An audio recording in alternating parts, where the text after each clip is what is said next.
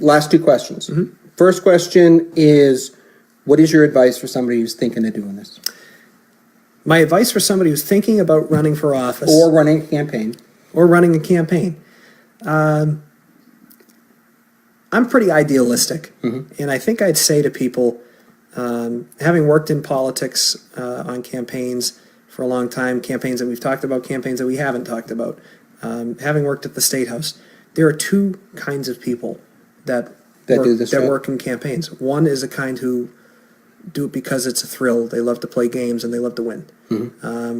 Then there's the people who do it because they believe in a candidate, or they believe in an ideal, or they have something that they want to see happen, and that they'll give everything they can, mind, body, and soul, to make this a reality. Right.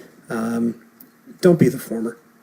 Be the latter. Be the passion. You know, be the person who wants to get involved and wants to work for a candidate or for yourself or for an issue because you believe in it. So don't do it because you want to win. Don't the do important it because thing it's to a game. understand about that advice is you're going to lose. Yes. There are times you will lose, and Yes. it will suck, and it makes a world of difference when you lose for a reason. John Walsh said that to me years and years ago after I worked on a lieutenant governor's campaign as field director that we didn't win. You know, he told me his whole story about how he had run campaign after campaign and he lost almost every one of them. Right. And then he found a guy named Deval Patrick who wanted to run for governor. So it's not about the And he ones that you lose. completely changed the way campaigns work. That's right. If you watch The West Wing, Yeah. Toby Ziegler said the same exact thing in a bar one day when he was talking to a woman who asked him if he was good. He said yes, and then he proceeded to tell her he'd lost every election. Win or lose, it matters how you run the campaign. Right. Don't be the person that does it because it's a game to you and you want to prove that you're smarter than everybody else. Right. Do it because you want to see good things happen. believe You're in the not. mission. It's not a game. It's people's lives. Right.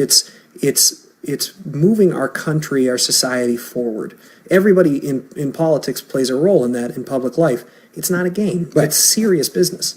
And it matters. That's right. And we need idealism. We need people with stars in their eyes Right. to get into politics. We need those people. We don't need the people that want to do it for their own benefit. Last question. Yes. Best campaign you ever worked on? My state rep campaign. Why? The people. I knocked on thousands of doors. We, as a campaign, we interacted with over 10,000 residents behind those doors. Right. I personally walked 475 miles And over the course of the campaign. There's a joke out there about shoe leather. Yeah. But it's true. What you're going to see is if you have a candidate that's really knocking doors, look at the soles of their feet. That's right. Because they will burn through, how many shoes you go through? 2 pairs of shoes. 2 pairs of shoes. two And they're pairs of not cheap shoes. They're No. real Well, yeah, $100, you gotta look good when you're knocking yeah. on doors. But you know, it's an endeavor. It's something that you take on, and it's a serious thing. So I know we talked about it a whole lot during this broadcast, and that's great.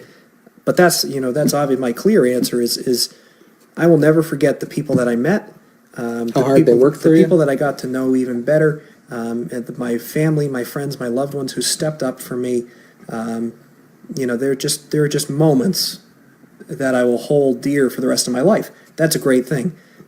Even on campaigns that I lost, I'll always be grateful for the opportunity to work on Jim's campaigns. Right. When I worked for Mike Lake for lieutenant governor, I Right. worked with some great people. We had a lot of fun. We didn't win, but we had a lot of fun. I'll always remember that. Right. You know, working with you and with Chris Matthews, 2 great people. You know, those are things that I'll always remember. I will never forget the feeling of my first victory when I won my first school committee election. That's something I'll always hold on to. But if I'm singling out my favorite campaign, state rep, second to none. Second to none. So what I've noticed is it's always an A and a B. My 2 favorites, A1, B1. Yeah. So, Sean, thank you for coming on. Thank you, John. So we got to have Sean back because we haven't talked about the town committee. Okay. You're now the chair of the Marshfield Democratic Town Committee. We got a lot of stuff coming Yeah, up. there's a whole lot of good things coming up with that, too. There's a So whole we're lot of looking at- initiatives that I'd love to talk about, too. So we'll have you back on. That's about a 2 to 4 year term that you're going to be doing. Yes, for that? yep. So I'm definitely filling a have- term through 2020, and we'll see what happens after that. See what It's, happens. it's a great job. I love doing it. So once again, this is the podcast. Please go to bose3.com/subscribe. We got a lot of great candidates coming up. I got a lot of campaign managers coming up, local organizers. Please make sure you subscribe. We ran a little bit long, but we did because Sorry, we had great conversation. It's me. I talk. He ran for office. Of course, he talks. So, Sean, thank you again. Of course, thank you. And we will see you at the next podcast. You have been listening to the Bose 3 podcast. Show notes are available at bose3.com.